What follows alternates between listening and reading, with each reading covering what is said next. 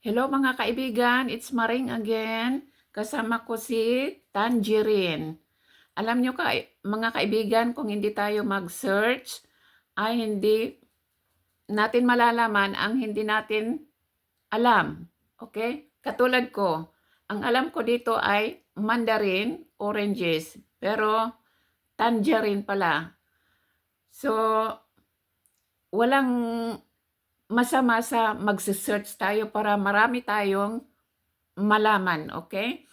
So, tangerines are a type of mandarin, the second largest cultivated citrus fruit after oranges, okay? Okay, there is 9 benefits of tangerines. Surprisingly, benefits of tangerine. Okay, number 1, packed with nutrients. Okay, number 2 is high in antioxidants. Number 3, immunity boosters. Number 4, support brain health. Number 5, could help improve skin appearance. Number 6, weight loss friendly. Number 7, may support heart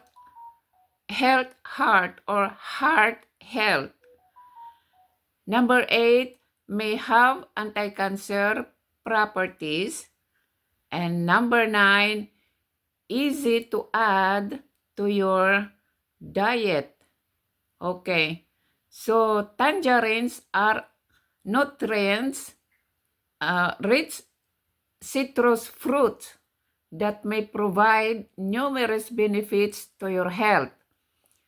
They are packed with antioxidants which may support immunity, provide cancer-fighting properties, and improve brain, skin, and heart health.